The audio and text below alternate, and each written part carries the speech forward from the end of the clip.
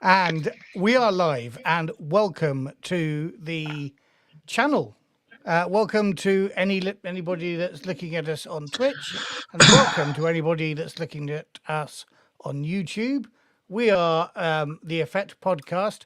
I am Matthew from the Effect. Dave will be joining us, I hope, in a while. Otherwise, I'm just going to have to carry this show. He just sent me a message saying he'll be a few minutes. And these lovely people, these people over here, across here and down there, these are some of our patrons and particularly Twilight 2000 fans. So quickly, let's go round the table and just say a little bit about who you are and why you're here to talk about Twilight 2000. Let's start off with you, Andy, who people may know already. Well, I've already guessed on the Effect podcast, so people might have heard of me. I'm here because you paid me, and No, I'm Andy, here because I want to talk about. I'm here because I want to talk about the new edition of Twilight, which I'm fairly excited about. So, excellent. And you're a long-term Twilight fan. Let's just get that clear I am and out since in the first open. edition in the mid '80s. And yeah, and second edition in the early '90s as well. So a fair amount of time. Okay, and Thomas, who are you? Where are you from? I'm from Canberra, which is why it's so sunny outside. That's right. So this is an international podcast. It's an international podcast. And the reason I'm interested in it is actually not so much to play Twilight 2000, but actually because I think the mechanic is really interesting and they've done a lot of variation from the Year 20 engine, which actually just interests me. So also, though, I want to speak on behalf of the civilian insurgency conversation that I think needs to be had. Speak for the revolution. That's right. Viva la revolution. We are plotting a revolution already, are we not? We were doing it on our patrons Discord earlier on this morning. That's or right. Would that be yesterday? Last night. You, Thomas. Yes, last night. Okay then, Paul, introduce yourself. Tell us how you're connected with Twilight 2000. I picked up Twilight 2000 when it was in its second edition, so in the 90s, not as experienced as Andy, but I enjoyed the game. I thought it had a lot of possibilities. It was a fun game to play.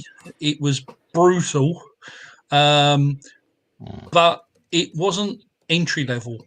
You really needed to know the rules and know what you were doing to actually be able to play the game. I'm hoping that what Free League are doing with this new version is giving new players an easy introduction to it. Andy may agree or disagree, but with the old rules, there wasn't an easy in for players. It was very crunchy for them to pick up first off, and I'm really hoping that this set of rules is going to get more players introduced so you can bring the crunch on later on. Cool. Done. Cool. Jonathan, what is your long and storied history with Twilight 2000? My long and storied history is a trick question. You're right. Begins with the Kickstarter announcement not even that. It was the Facebook post where they had the piece of art from Martin Grip, and they were like, guess what we're doing? And people were like, and some people were like, oh, is it Twilight 2000? The camera's over here. I'll look at the camera. Oh, is it Twilight 2000?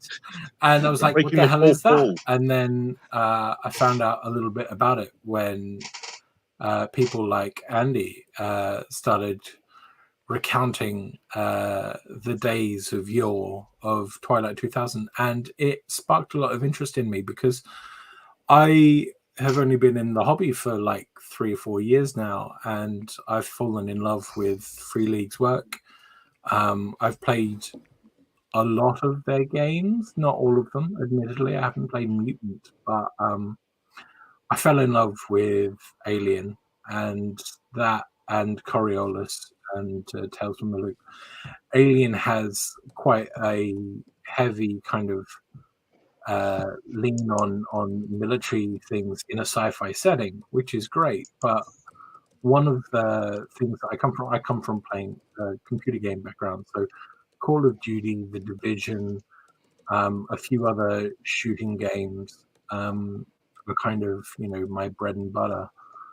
And so the idea of being able to have a system that I could adapt those settings or stories to a lot easier really interests me. So that's kind of what I want to do with the system when it does come out. Cool. So you're the newbie here, and I'm the newbie. I should say. I no, was just going to say, I'm going to speak for all the newbies out there. So I hope they all think the way I think, but that might not be the case. Brilliant. And of course, what's brought us here is we received, was it only on Friday, 4 days ago, the links to various alpha versions of the various documents that have come out for Kickstarter backers.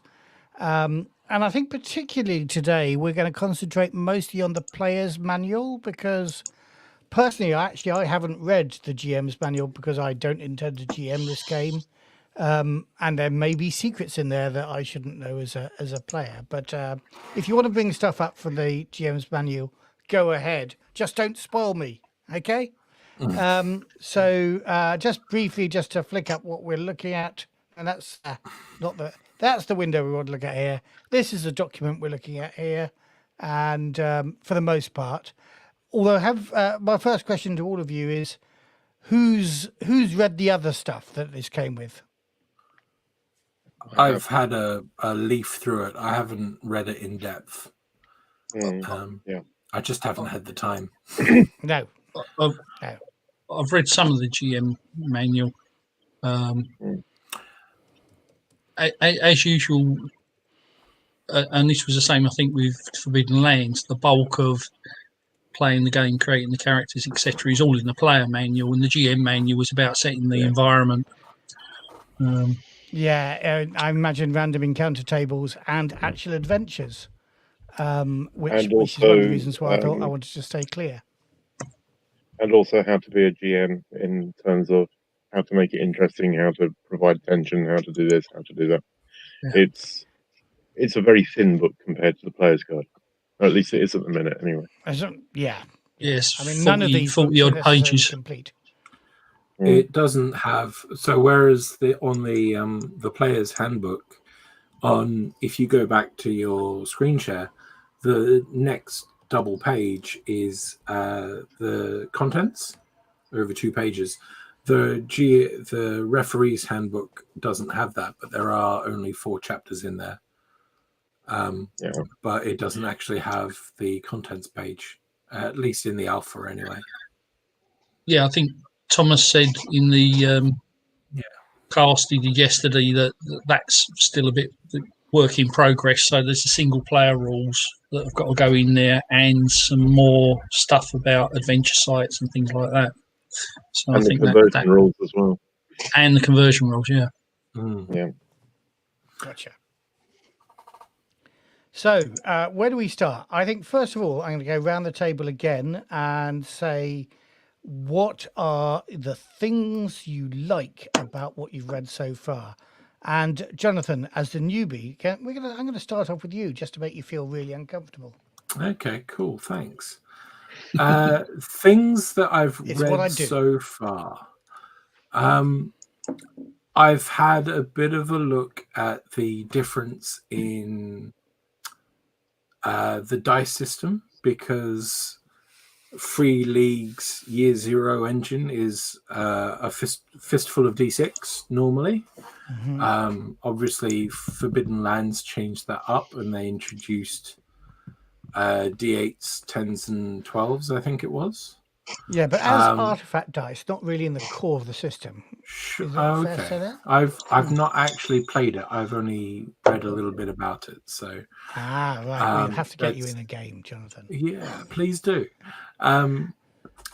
So that was the big thing for me, was going, okay, how have they changed this very familiar, very core to the general system that they've now released as under the OGL as well. The Year Zero engine, which is a dice pool and all that stuff, and you've got the different ways of pushing. So that was kind of what I was most interested in, and seeing the way that you rank up the ability and then you rank up the skill with the different dice. So it is a 2 dice system. It's not a fistful of dice. I'm keen to give it a go. I just haven't had the chance to give it a go yet.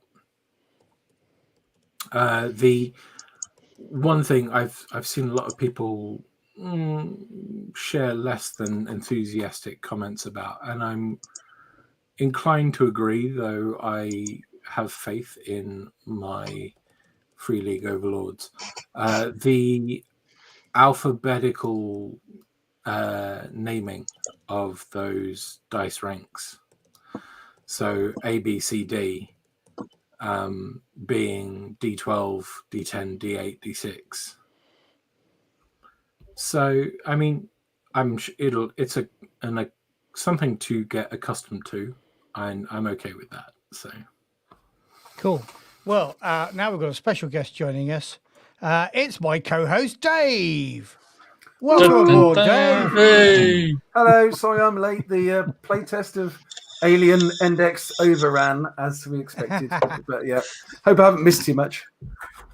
And no, you haven't. We're just briefly going around the table, talking about what we liked, particularly on our first glance. Jonathan's gone first, so Paul, do you want to go next? I wasn't expecting you to call me next, but there you go. Yes, I completely agree with Jonathan about the ABCD bit. I think that's probably my one gripe. I think that's going to just, for me, adds to having to look something up, because you're never going to remember what dice is an A and what dice is a D.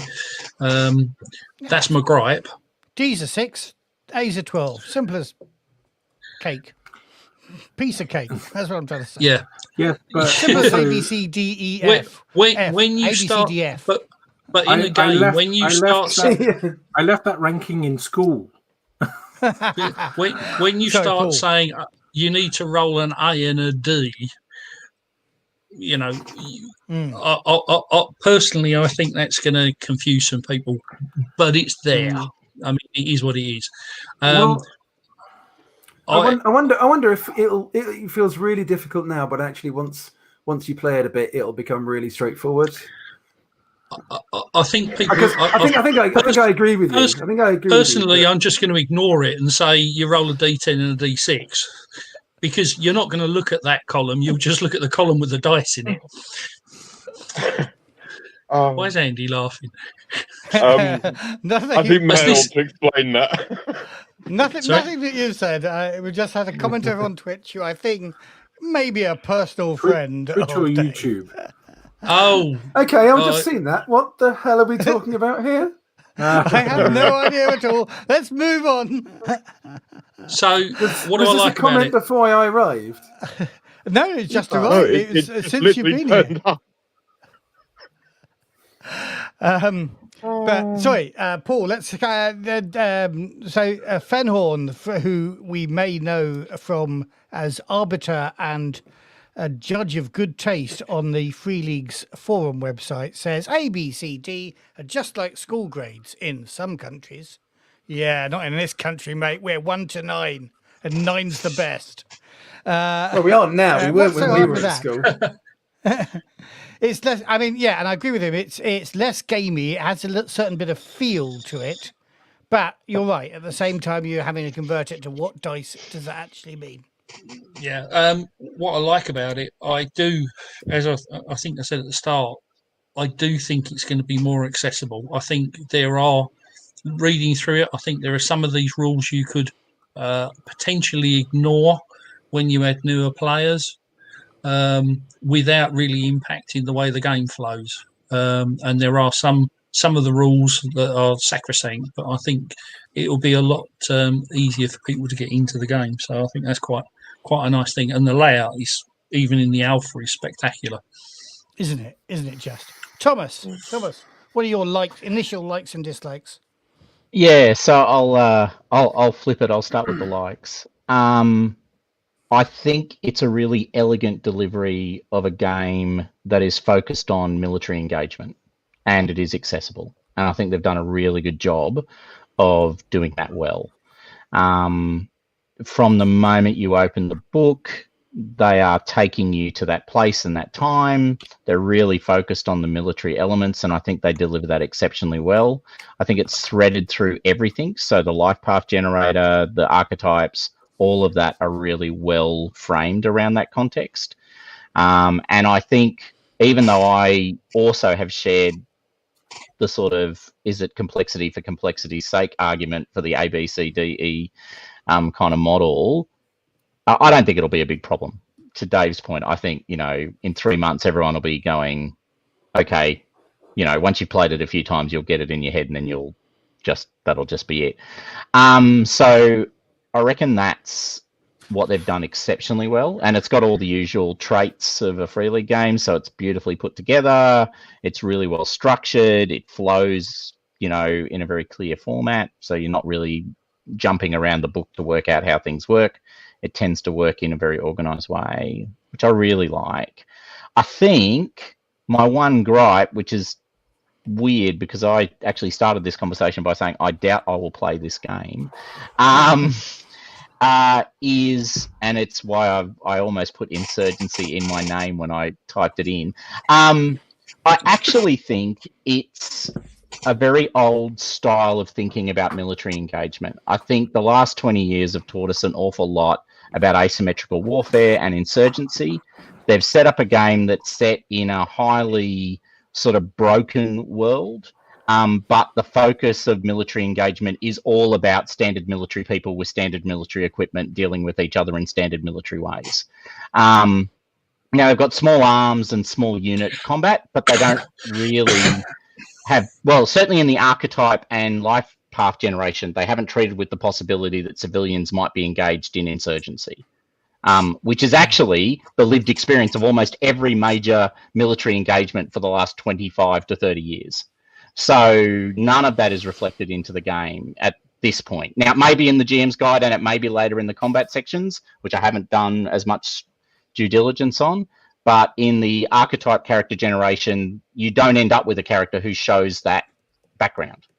But the reality is that's exactly what civilians, particularly in Poland and Sweden, are going to be experiencing. So how does that get brought into the game, and why isn't it there already? There you go. That's my likes and my dislikes. That's great. Good one. Good one. Andy. And someone's knocking at my door, so I've got to go grab that. Okay. Okay. I think it's another work of art from Free League, isn't it, in the making? It's an incredibly pretty book, as I've said before about Symbaroum and other things. It's the presentation of it is exquisite. I also think that it's a very good compromise between the earlier editions of Twilight and the Free League way of doing things. Given that the early editions, as we've said elsewhere, have been very crunchy and very complicated to run. In particular, first edition was particularly alienating with its three-letter acronyms and its complexity overall. So I think they've made a sort of nod towards that complexity, but at the same time they kept it very Free League in style. And I think they've done a very good job of that compromise. So from the point of view of presentation and from the point of view of tipping the hat, as it were, to previous editions, I think they've done very well.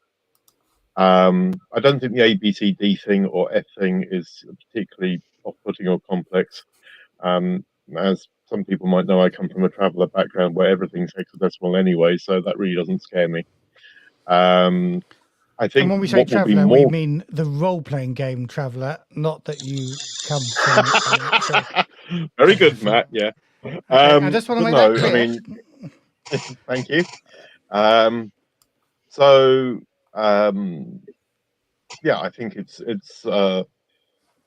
not particularly off-putting to have 4 letters for 4 dice or whatever. I think that's okay. My dislikes,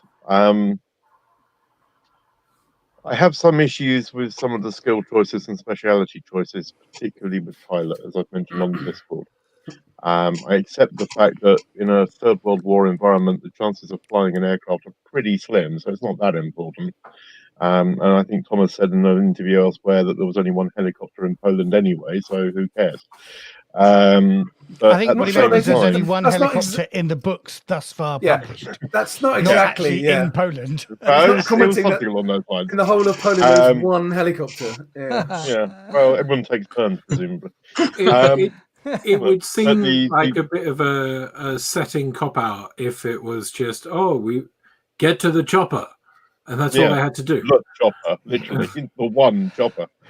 I mean, I but no, do think actually, in terms of the sort of hex crawl game that one is playing here, to give the players access to an aeroplane that can go 300 miles, somewhat screws up with the basic conceit of the game. Here's the thing, right? Oh, okay. They're gonna put conversion rules in the book from previous editions of Twilight. And there are characters in previous editions of Twilight, say first edition, who've invested in rotary wing aircraft or whatever it was called at the time. And that skill is going to be compressed Rotary or down, fixed no matter wing. how good they were, into a 1-point speciality off driving or whatever and disappear. And it's always the way when you have different versions of games, because I had this years ago and Traveller went to Travel in the New Era, and with other versions of games with RuneQuest changing from different versions and so on and whatever, where you get this sort of not a good match between one rule set and another, and some things disappear that maybe you wanted to hang on to and so on. But I can see that,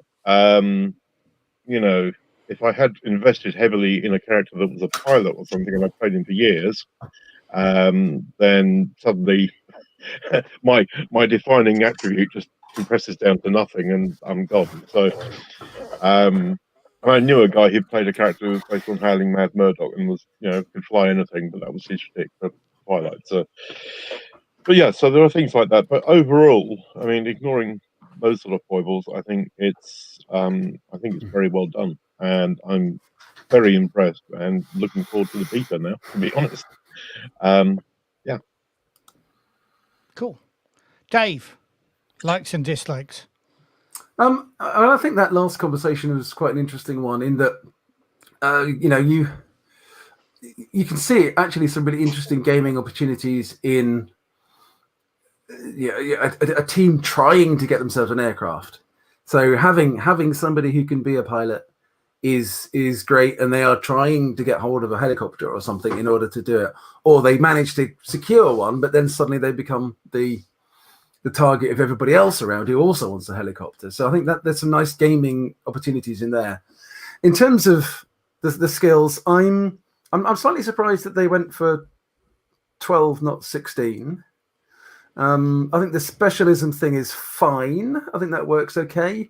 I think I would, if I was wanting to run a kind of a older style edition 1 kind of game, I would, as a GM, dictate that you would want specialisms for stuff. So driving doesn't allow you to. Sorry, Paul sounded like Darth Vader when he has a. Sorry, there. It's all right. Yeah, so I mean, driving wouldn't allow you to fly a helicopter or drive a battle tank or something. So I would probably dictate those. And the option to do that is there in the book on page 42. Yeah, indeed, they specify that, and I think I'd probably go with that. I think more broadly, there are crunch elements of the game, sort of the tactical elements of the game that me personally as a GM, I'm less interested in. So theatre of the mind, as I am, I expect I would very much want to and probably will run a T2K campaign at some point, but I won't use battle maps and all the rest of it because I think that's a step too far for me personally. Although I know that an awful lot of players, people who want to play T2K, will exactly want that, and that's just a foible. So that's not really a criticism of the game at all. It's just a personal preference from my point of view. Yeah. Again, as Andy said, it's beautifully designed. It's very well written. It's got a lot, It's got a lot of the right stuff in it. I think, military campaigning and all that kind of stuff is so wide and varied that getting a game that gives a flavor of everything is going to be so difficult. Certainly in an initial game. But I take Thomas's points around, the more modern experience of warfare. I mean, that's probably even wrong, actually. Or the experience of warfare where populations are involved in that warfare. And I think maybe, there is something that could be expanded on that. So I haven't read the GM's book yet. I've only had a flick through the player book, but I think that's kind of where I am with it so far. Yeah. So Sorry, Paul. You one of the things you touched on there, Dave, is probably one of the things that surprised me about the rules, is that there is an element of the sort of classic GDW war game with the hex and the little counters and moving your tank in this direction. And I'm quite keen to play. I used to love those games, still do. Yeah, and I'm quite keen to look at that because it does put another layer on the hex crawl. Because you rather than just you move into this hex and this is what happens because you've got all these things going on, the Forbidden Lands type stuff, you can actually play at that level and have a meaningful encounter or game at that level. So that was one of the things that surprised me about the rules, actually. So I think the trick for me there is making it swift and fast. So you're not suspending the role-playing game and turning it into a board game and then going back into a role-playing game. I think if you can get that trick right, then great. It's a good element. I think the other thing that I do like, listening to Thomas's conversation earlier today with Matt, and this is a game, Matt Jowett. Yeah, not this Matt. It's important in this game for those tactical elements, for things like tanks to be more vulnerable or less vulnerable to certain kinds of weapons from certain directions that they're being attacked and certain ways of attacking them, which will then inform that kind of role-playing tacticality, if that's the right way of putting it, in the game, which a lot of players will want in Twilight 2000. And I think that's really, that is great. And I think it's a nice step forward from the really non-crunchy rules for vehicles that you get in Alien and Coriolis and the like. As and I haven't read them in detail. I've just heard about them and had a flick. But again, the idea to me that's quite an elegant way of bringing in just a little bit of tactical nuance to a game that then makes a difference. And so players can think about it that way, knowing if they get it right, it'll make a difference. So I think that's going to be a good thing. You have to remember that it comes from a wargaming sort of background anyway. Yeah. People look at Twilight 2000 as if it was created in isolation as a role-playing game, but it was generated by a company who were, as Paul says, a wargaming company first and foremost. And even when they were at the height of their role-playing thing, they were still selling Harpoon and Third World War and God knows what else as war games alongside those. Yeah. So there is an element, I think there's always going to be an element with a game like this of battle map stroke, tactical stroke, whatever. I think just for me, it's doing that in a really slick way, so it adds to the experience for a role player rather than turns it into a board game. I think. I'd say it also adds to the experience for a war gamer. Just to turn That's a fair comment. Yeah, I think it's there are two different sorts of people who are going to play this. I think it's probably apt. It's not just going to be role players. It's going to be people who are more interested in the military side of it anyway. So yeah. Dave, I think as a player, I would enjoy that if a GM who was more interested in it than me was in charge. But as a GM, I'm more like Dave. I prefer Fast and Furious and more theatre of the mind. Sorry, I interrupted you, Jonathan. That's okay.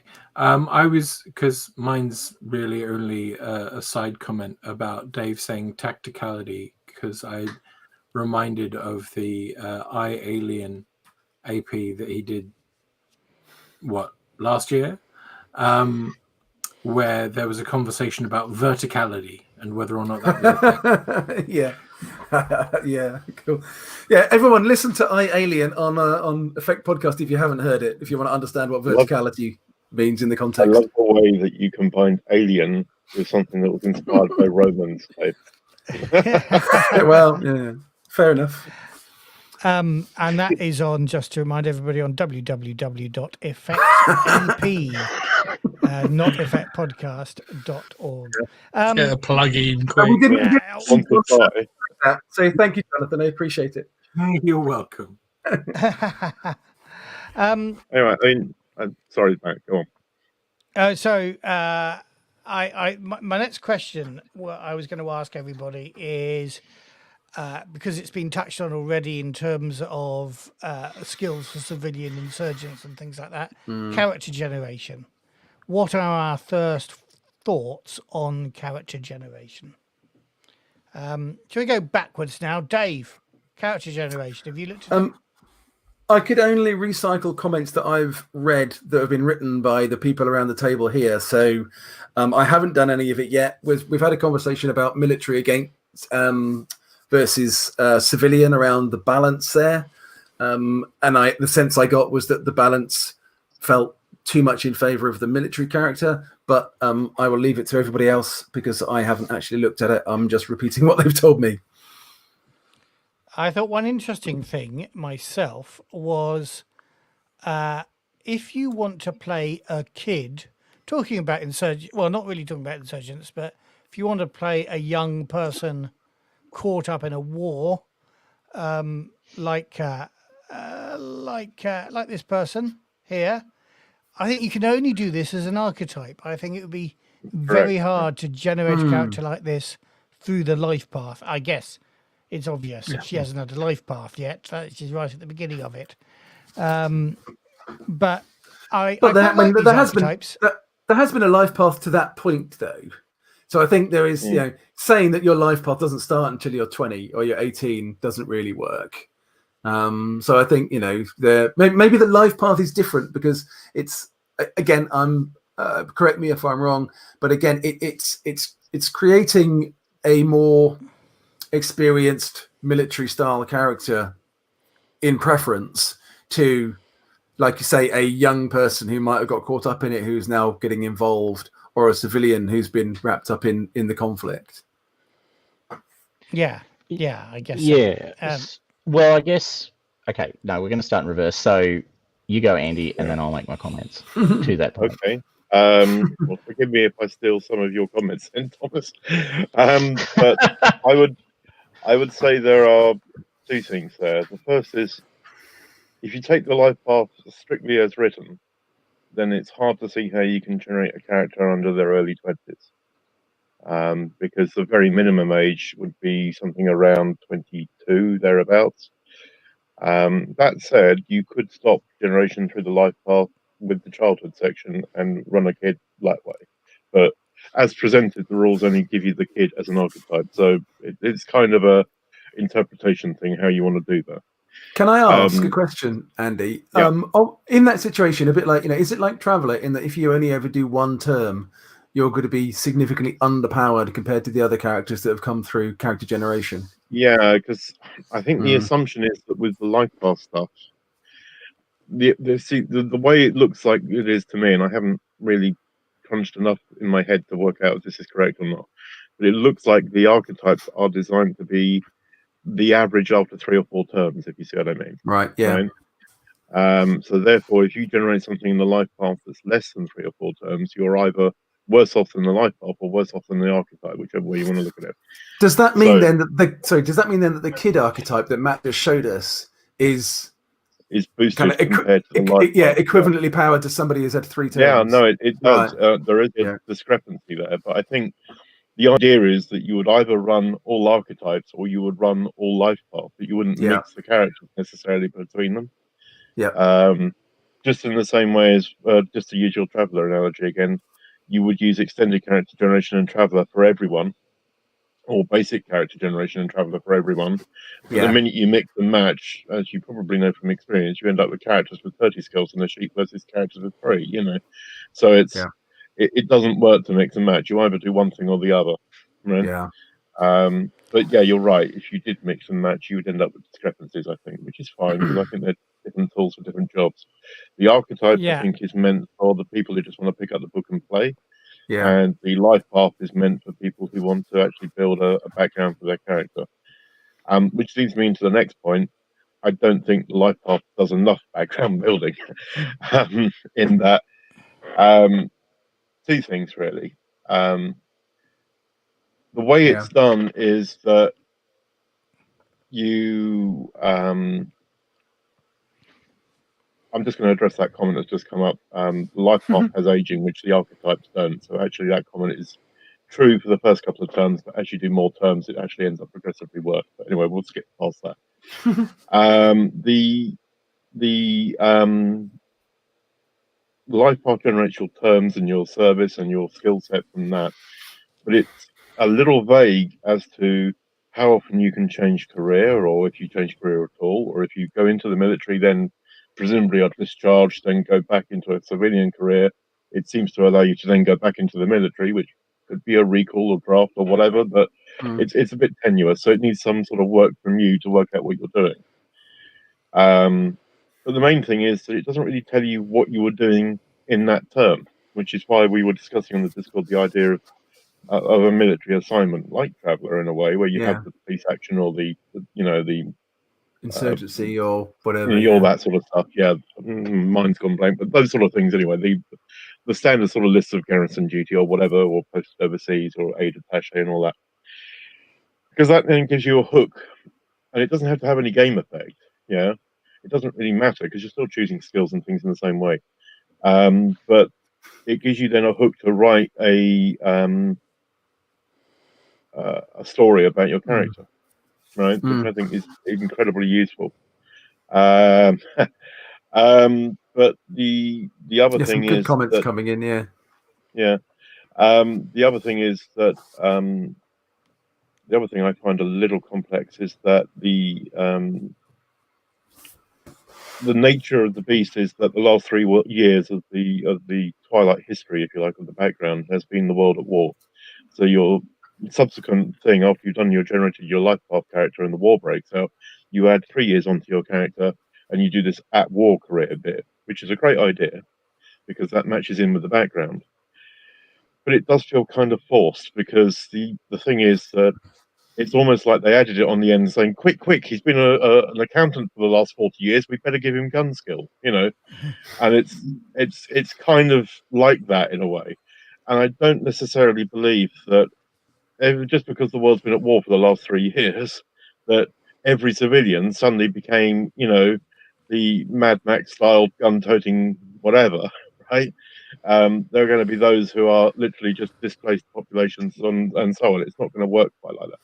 So this there is an sounds element. like a perfect cue to go across to Insurgent Thomas, as we call him. It does. So go across before I steal all his points.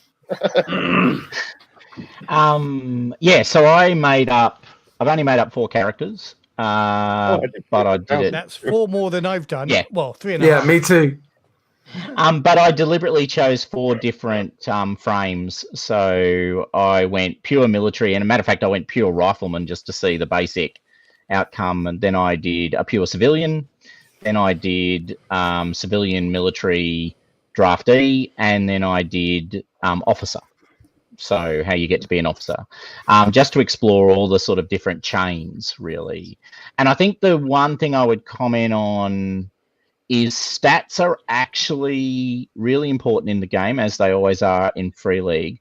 What I think, though, is inherently within the Life Path system is a sort of native flaw, which is exactly what you called out, Traveller, right? So if you're unlucky, for want of better language, and you roll start war on your second term, which is a possibility. It's a 1 in 8 chance, but it can happen. You're rubbish. Like, you're fundamentally rubbish. And if you're a civilian, you're even more rubbish. Right? So you are rubbish on rubbish. So a civilian who is, a Polish national in the middle of the theatre of war, who the war has run over the top of, is going to come out looking pretty average in comparison to even a basic rifleman with exactly the same 2-year, 2-term thing. That's unhelpful. And it's unhelpful because they've obviously decided in the archetype model to make sure all of the archetypes are balanced. So they've balanced the archetypes, but they haven't balanced the life path generation in the same way. And I think that's a flaw in design, to be brutal. That doesn't mean that... I'll go, Andy. Onto that, just briefly. I think the archetypes, though, are the engine off the shelf, as it were, and the life path is, you tinkering with the settings behind the scenes. So I think there is an argument that if you fiddle with the settings behind the scenes a bit, it's more untuned as a result. Yeah, that's fair, but I think there's clear evidence that could be addressed, right? So, and this is where I'll freelance, yeah. So I do think the civilians, particularly civilians in theatre of war, needs a bit more treatment. Andy has previously talked about, sort of buffing up, for want of better language, the life path generator with some evidence of what experience you had in your deployments, in your terms. I actually think the same thing could be done to civilians, and that would actually be really helpful, because then you would get that sort of broader influence of what else is going on in their lives, not just constantly webinar. Yeah, but I think that would be good. I guess in that sense, you might get some what we call transferable skills in these days, so actually more relevant to a more military situation than like you say, if you're a doctor or I guess even an accountant, you might have done something in your life that's more relevant. Absolutely. And so, look, I think I certainly don't want to suggest I think it's badly done, because actually I think the opposite. I think the life path generator is actually really good. I would say 90% awesome, actually. I think it's really elegant. It's very tight. So they haven't, noting, I agree with Andy Ree, I think it needs a depthening of richness, particularly around the terms of deployment. I think it's very elegant. I think it's a really tight life path generator. I think you can get through it really quickly and actually come out with something really fascinating at the end. So I think that's really positive. The only other comment I'd make is, and I've made this on Discord a few times, coolness under fire is a bit of a superpower in the game, and it's directly tied to promotion. And I just fundamentally disagree with that decision on almost every level. It completely failed. It's because what they've done is they've taken promotion to be sort of the carrier of all the things that I think Andy envisages in that sort of depthening of terms, right? Like, so it picks up specialization, it picks up coolness under fire improvement, and it picks up promotion, right? And it's all bundled in one role. I don't think that's wise. I think the idea that coolness under fire is directly related to I got promoted is a bit silly, because there are staff officers who will never see conflict but are promoted every, term. That's not going to make them great in a combat situation. I know those people. I work with Department of Defense all the time, right? So I wonder if it's the implication is that all senior officers are cold, heartless bastards, is what they're trying to say. That's right. Well, certainly a degree of that, right? Under fire. So I guess to make my point, I would like to see that more loosely coupled. I'm not saying that promotion shouldn't have some relevance, but I would certainly suggest that coolness under fire and specialization and promotion all being so discreetly tied seems a bit silly. I think those roles should just be separated out, and then that would be way better. However you did it. There you go. I'll end on that note. Is there something about coolness under fire, which obviously, we're talking about civilians. We discussed this a little bit earlier on our Discord, but coolness under fire shouldn't that be more coolness under pressure? Because in first edition, it's all very military, so coolness under fire is entirely appropriate. If we're talking about a civilian here, it's a very low coolness under fire by default. Yeah, but it's that doesn't necessarily work for me. I don't think. The history of it is a bit different. Twilight started it off with coolness under fire being literally that. Okay, so it was coolness under high stress situation or whatever. And then when GDW went into 2300, coolness under fire became a military only thing. So that when you had a civilian character in 2300, you didn't really have a coolness under fire. It was also always very low if you had it at all. You know. Yeah, and I guess more important than call it. I guess my point is that coolness under fire shouldn't just be really good for military characters. You should be able to have the opportunity for non-military characters to be cool under fire as well, or under pressure. Well, that's kind of where I was heading, because the historical thing is it's always been a military thing, you know, and it became more and more military with the previous editions. And I think that they've just carried that forward with this, in that the coolness under fire has become a military thing still. And you're right, I don't think it should just be a military thing, because I think it's quite possible to have people who have never been near the military but can handle stress really well, right? So,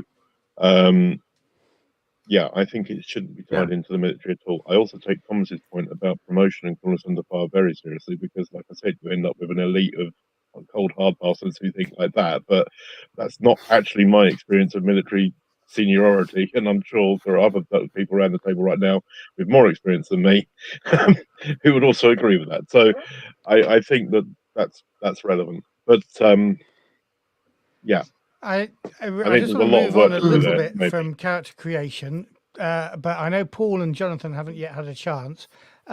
Jonathan, I am going to challenge you and Paul with a comment here from Fenhorn again. He says, I think it's very important for the players to really talk over what type of group they're going to play, a bit like in Coriolis, so then the players can fit together with a theme. Now, that's interesting, actually. I hadn't thought that, given that, you know, the sort of group you are in Coriolis slightly determines, if not the events of a campaign, the flavour of a campaign, whereas I kind of assume that the flavour here is pretty set. You're in a war, or in the aftermath of a war, trying to get out, basically. But what do you guys think about that question?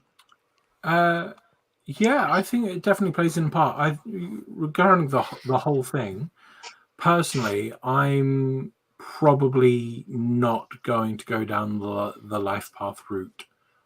As a player or as a GM, I will probably encourage any players, if I run this, to do archetypes.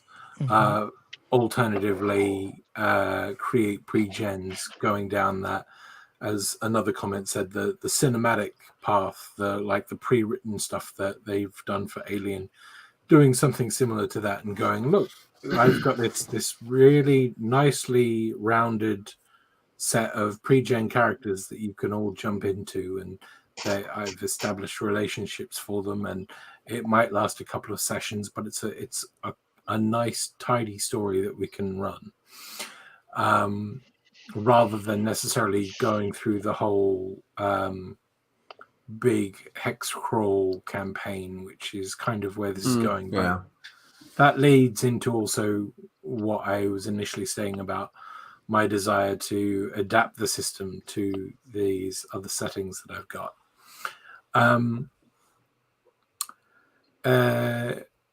What was the original thing now? I can't remember. It was about group concept idea. Yeah, the group concept idea. I was just thinking, as you were saying that, Matthew, you and Thomas are actually playing Last Voyage of the Ghazali with Millie, and you are doing it as news reporters, which is a very interesting and specific way to approach a science fiction scenario about a ship broken in space, as well as maybe the larger campaign if that carries on. I don't know what the story is going to be for you guys, but the idea of going, okay, you are playing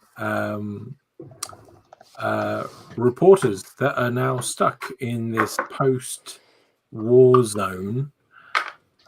You were wartime reporters for the BBC or whatever, and now you've got to get out. That was my very first comment on looking at the archetypes is, damn, I can't be a reporter. And I'm not even sure whether the civilian life path would take me on that way if I tried really hard. Paul, final word on character generation to you. I'd like to address that question. I think it depends on the way the GM is going to run the scenario. Looking at the start point for the whole campaign, if you will, which is in the GM guide, which I'm not going to reveal. If you decided that you want to all be in the same military squad and you're all going to be soldiers, completely agree. If you want to play a scenario where you've got a couple of soldiers that are starting out and then moving out and discovering, moving through the landscape and discovering people, then I'd say probably not. I would tend to try and get a group of players in agreement about what they're going to be, but not necessarily when they're going to meet, because I think it gives you a nice bit of role playing and a nice bit of game to say, well, actually, you two are in the military. You need to get to point B. How are you going to get there? And on the way, you meet these people. How are you going to react with those? How are you going to integrate them into your group? So I think there's a case for both, to be honest, but it depends on the sort of scenario your GM or campaign your GM is going to run, I'd say. It's a challenge, isn't it? Because I think having a disparate group is fine if they've all got at least some similar kind of trajectory for their motivations and what they're trying to do. Yeah. As a GM, when you get a group of players that have all got totally different stuff, it can be a real problem in bringing them together. So I'm very in favour of the idea, if players want to do that, having a group concept, or it being a group of people or characters who have some connection in some way before the campaign starts. But also, I love the idea that you're talking about there, Paul, of exploring different characters and different people in a diverse group of people in a group, because that does add a wider flavour. Well, you've got the advantage of saying, well, look, we've got a couple of squaddies and they're trying to get to point B, which is where they need to get to, and on the way they meet these civilians, and these civilians go, oh, actually, you're military. If we stick with you, we'll be safe. But guess what? They've got better area knowledge than your squaddies.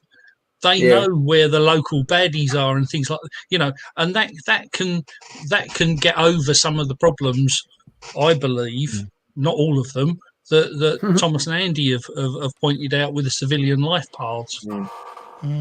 Yeah. I'd like to point out that whenever I've introduced characters in game, invariably, Matt, Dave, looking at you, they've tried to kill each other. So I'm not necessarily a great fan of that. What you mean, shooting down with a rocket launcher? Steal our starting money. That's just what you do. Lives, I Right, also seem to remember, Dave, you killing starting characters for their starting golden equipment in a certain game that we played a very long time ago. When I was 13 and the new players were 11, I was bullying the sprogs at school. That was all. It's a long time ago. Still relevant. Let's move on. Let's not go over old grounds, or we'll start playing first edition. Now, we have, I feel, 7 minutes to go. Thomas has got to get onto another call.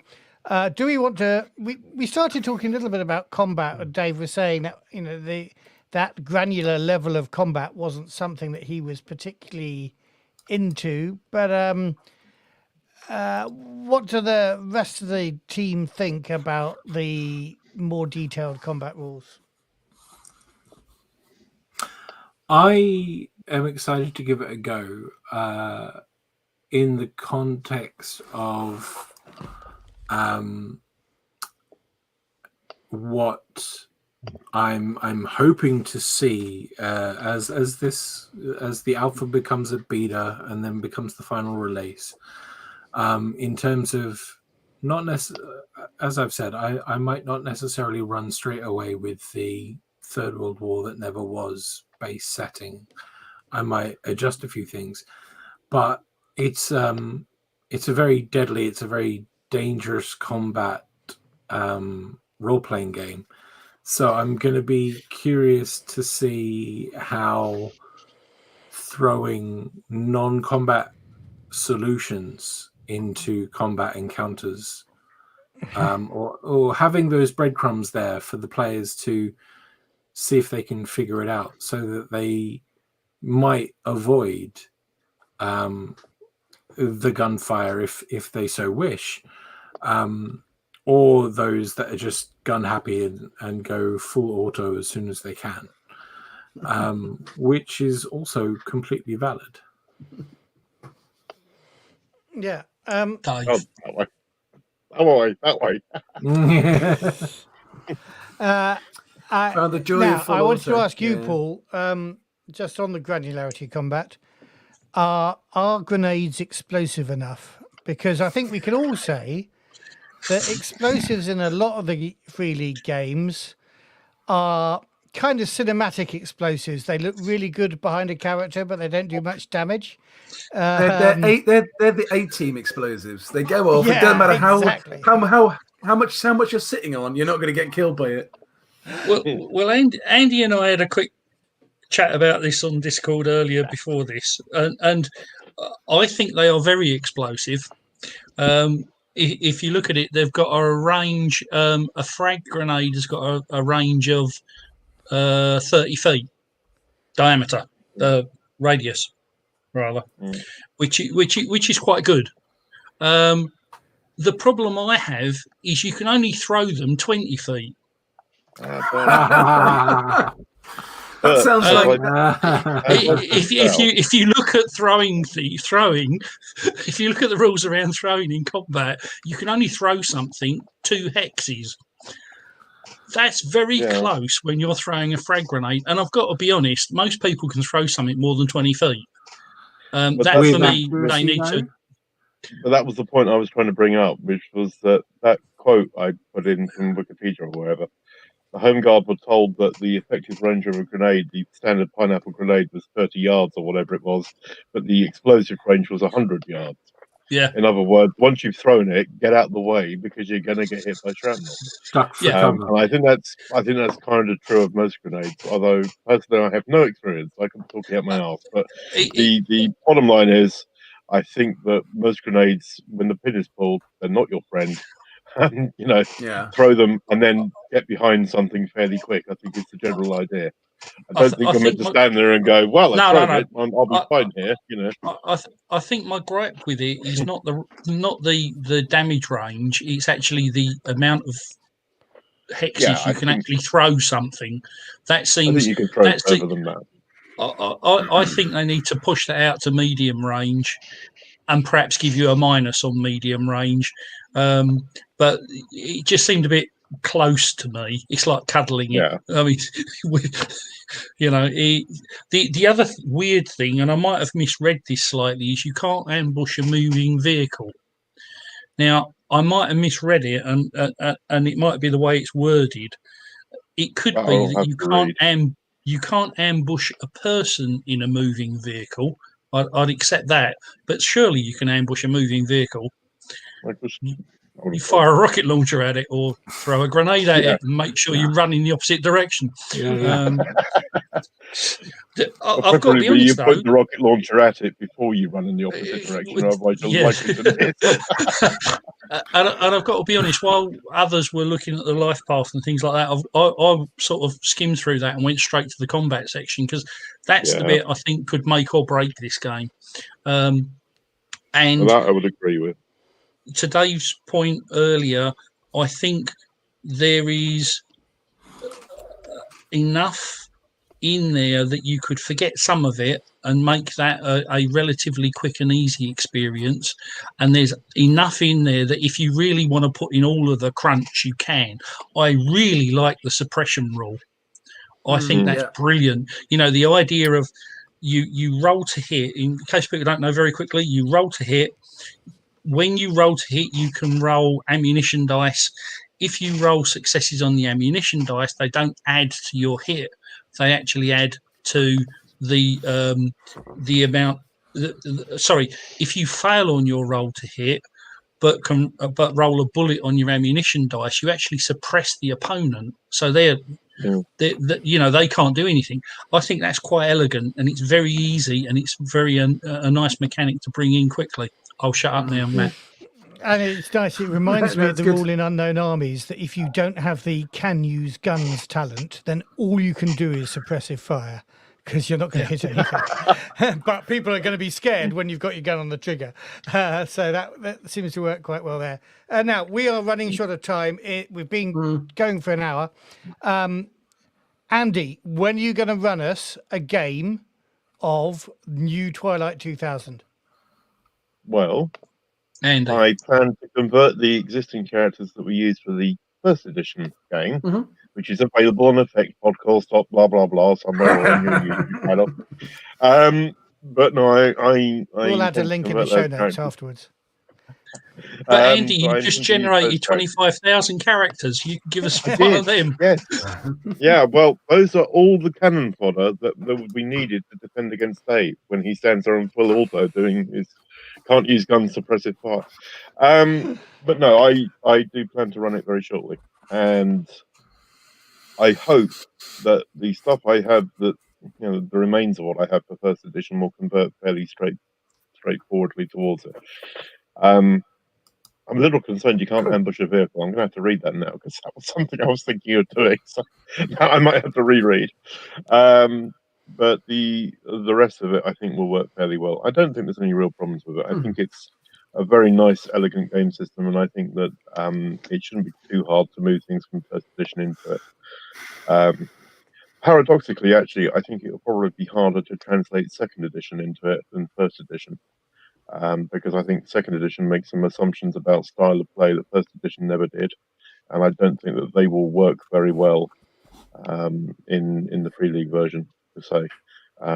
The second edition was very much more gung-ho in a lot of ways.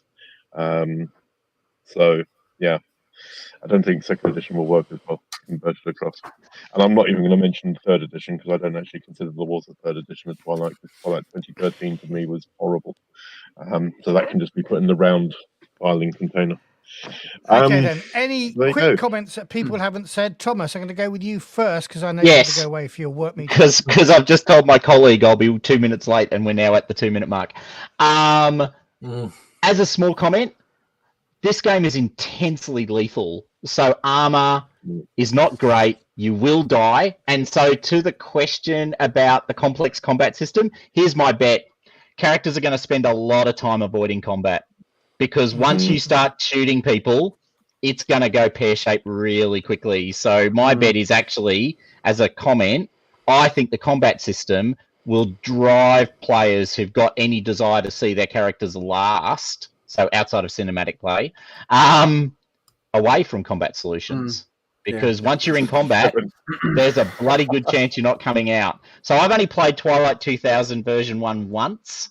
I played it for exactly one session. My character got gut shot in the first 5 minutes of the game, and that was the end. That's my entire recollection of Twilight 2000 version 1. That's a very good Goodbye, guys. insight. I'll see you all later. Cheers, Thomas. Take care, Cheers. mate. Thanks for joining Bye. us, Thomas. Bye now. See you, Thomas. Okay, last comments, everybody. Let's leave Andy till last because he'll definitely have something to say. Paul, one last comment from you. I want to play Andy's game when he finally gets round to it. Cool. Yeah. Love the rules.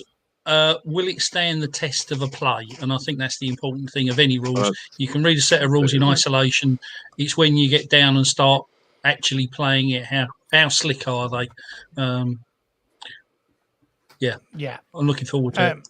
And that's what worried me a little bit reading the combat rules, particularly. But as I say, that's not my style, and they are probably easier to run in running. Jonathan, any last comments? Looking forward to playing it. Looking forward to actually finish reading the alpha rules. Having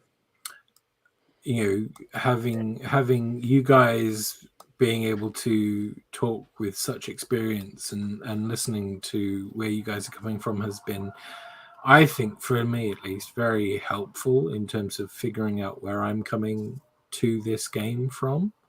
As I said, because I've only been in the hobby for the last 3-4 years. So this is all very That's what new. the Effect Podcast is all about. Better late than never, for sure. And so, yeah, I'm keen to give it a go as a player, as a referee down the line. I probably won't be running away with this before it's finished, just because I have You other got lots of plans games to in the run, meantime. Jonathan, and very little time. I know. As a separate note, I've started doing Mercy of the Icons, and that's going to take me at least 2.5 years, I think. Well, you know our campaign, the one that you're in at the moment. That's week 26. Yeah, we're on that now. too. Yeah, absolutely. So that's me. Okay, Dave. Any last comments? I know that Andy's going to take ages to wind us up. Well, no, actually, he doesn't take ages to wind us up. He winds us up straight away, but he'll take ages to wind up the show. So I'm just going to say, I 40 years I've known him. He's still this is irritating. I know. Anyway, go on. I just say that I love automatic fire. What's wrong with that? Right, automatic fields of fire, Dave. Okay, I've got one more comment from. I wasn't going to mention the grenade issue from Fields of Fire back in the day, but going to leave it there. Yeah, we won't. We'll do that on the Discord. Okay, let's not. Sanjiro Tokaji says there's still a lot to talk about in the books. Should we do this again at some point later when we've got a better handle on the rules? Definitely. Yeah. Let's do that. Cool. Yeah. Absolutely. Excellent. Okay, and now Andy, any last comments? Oh, you got -6. You got -6 minutes, mate. -6. Oh, that's interesting. Not really. Only that I am keen to run it. I am keen to run it in a variety of different ways. Actually, I want to try the wargaming style play. I want to try the more role-playing style of play. I'm keen to see how true to the original game it actually is. I think it's probably almost certainly going to be different, but I want to see if it catches the essence of it. And yeah, I'm really kind of excited by it, and I'm looking forward to running it. Whatever. Not so much playing it, but then as I tend to referee or games master or whatever more than I play anyway, so that's fine by me. That's okay, because I have no intention of running it. So yeah, well, there you go. We're compatible there. My only concern would be I guess the ongoing story more than anything else. I'd like to see how they take it beyond the initial game launch and where the supplements and adventures and other things go. But that's all a great unknown at the minute, so it's just speculation anyway. But Andy, you never use any pre-written campaigns anyway. I did Twilight though. I did actually do that for Twilight. I did actually. Okay. Yeah, because I ran the Krakow stuff way back in the day. But you ran the Crack House stuff. Krakow. The Krakow. I know. I don't know how you say it. It's something like that. Polish. I mean, LODZ is pronounced Wutz apparently, which is news to me. But anyway, so yeah, I mean, I did for that, but yeah, you're right. Most of the time, I don't run the published stuff anyway, but I do use it as a reference tool. So I'd still like to see what they do with it.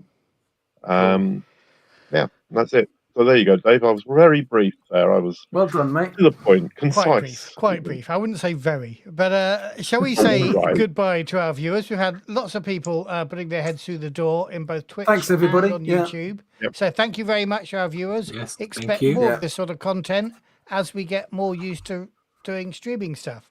And we will say goodbye about now.